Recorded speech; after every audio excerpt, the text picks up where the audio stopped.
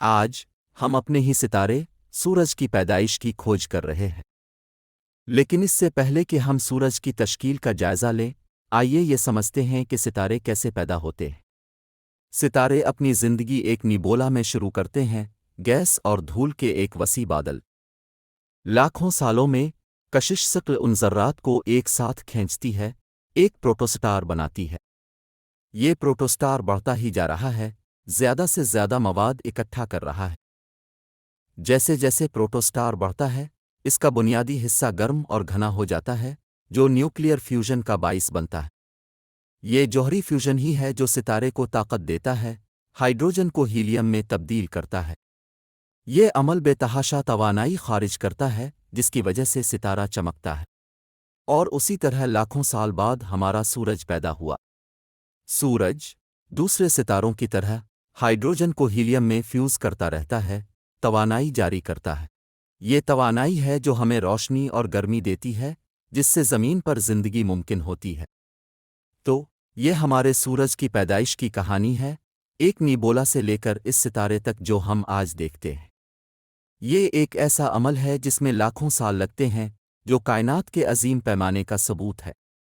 اور جب کہ ہمارا سورج ان گنت ستاروں میں سے صرف ایک ہے، یہ ہمارے لیے سب سے اہم ہے۔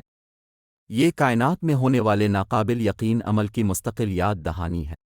سورج کی کشش ثقل نے ان سیاروں کے مدار کی تشکیل میں اہم کردار ادا کیا۔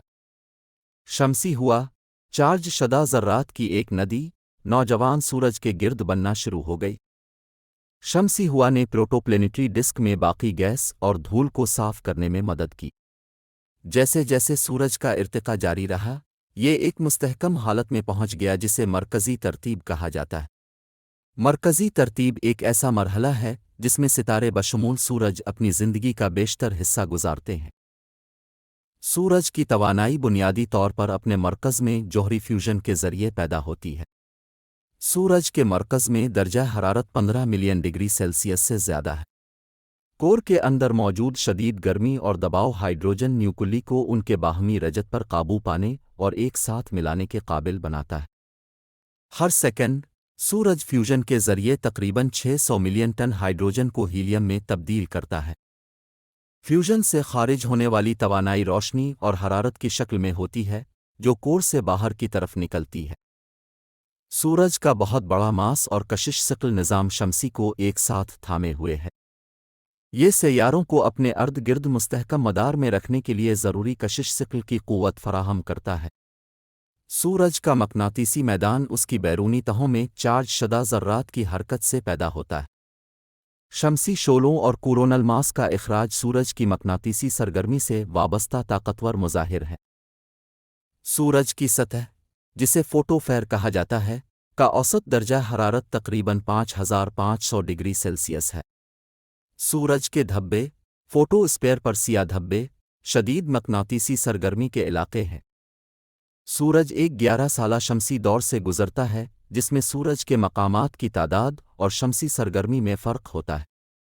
سورج کی اہمیت، مقناطیسی میدانوں کے ذریعے پکڑے گئے گیس کے بڑے آرکس مکمل سورج گرہن کے دوران نظر آتے ہیں۔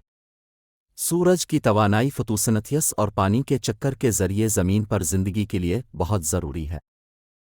سورج کی کشش ثقل چاند کے ساتھ تعامل کی وجہ سے زمین پر لہروں کو متاثر کرتی ہے۔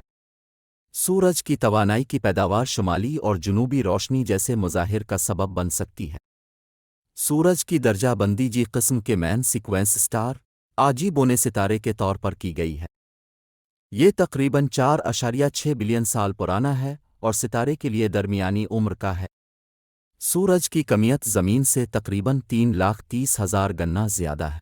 سورج کا قطر تقریباً 1.4 ملین کلومیٹر ہے، جو زمین سے 109 گنا زیادہ ہے۔ سورج بنیادی طور پر ہائیڈروجن تقریباً 74% اور ہیلیم تقریباً 24% پر مشتمل ہے۔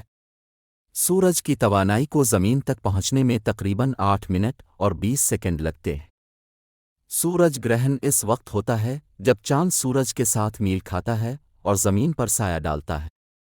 جب آپ مرکز سے دور ہوتے ہیں تو سورج کا درجہ حرارت کم ہوتا ہے، اس کی سطح پر تقریباً 5000 ڈگری سیلسیس تک پہنچ جاتا ہے۔ Subscribe channel for more interesting videos. Thanks for watching.